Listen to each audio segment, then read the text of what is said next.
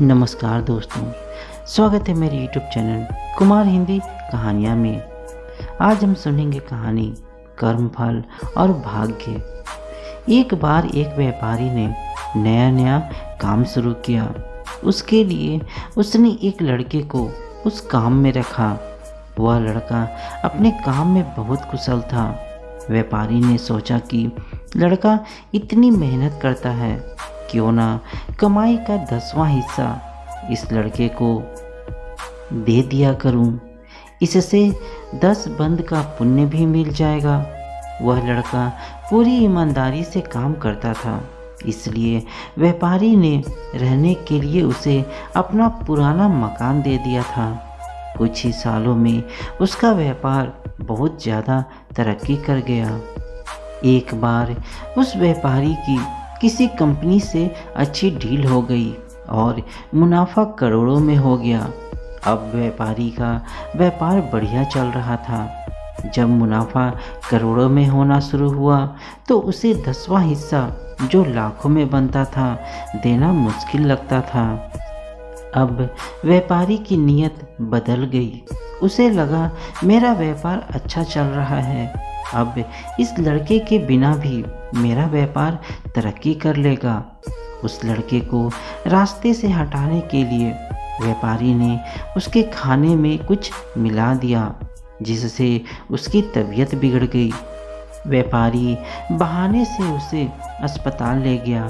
वहाँ उसने डॉक्टर के साथ मिलकर उसे जहर का इंजेक्शन लगवा दिया और लड़का मर गया। उस लड़के के आगे पीछे कोई भी पूछने वाला नहीं था। व्यापारी ने अपनी पत्नी को बोल दिया कि तबीयत ज़्यादा बिगड़ने के कारण उस लड़के की मौत हो गई।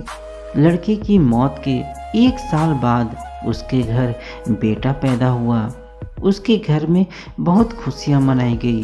धीरे धीरे लड़का बड़ा होने लगा। 21 साल का होते ही उसकी शादी कर दी। शादी के अगले दिन ही लड़का बीमार हो गया। उसे ऐसा रोग लगा कि डॉक्टरों को भी समझ में नहीं आता था कि उसकी बीमारी क्या है। उसका सारा पैसा धीरे धीरे खत्म होने लगा। लड़के की पत्नी को दिन रात ताने सुनने पड़ते कि उसके आने से ही लड़का बीमार हुआ।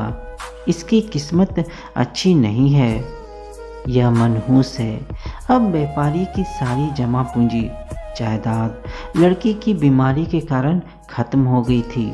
अब उसी पुराने टूटे फूटे मकान में आ गया जो कभी उस लड़के को रहने के लिए दिया था।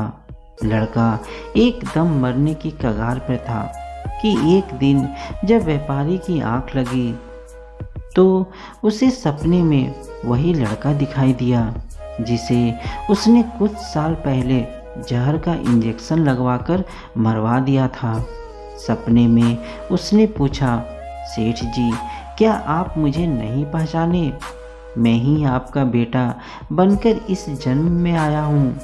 आपने मुझे 10वां हिस्सा देने की बजाय मरवाना सही समझा।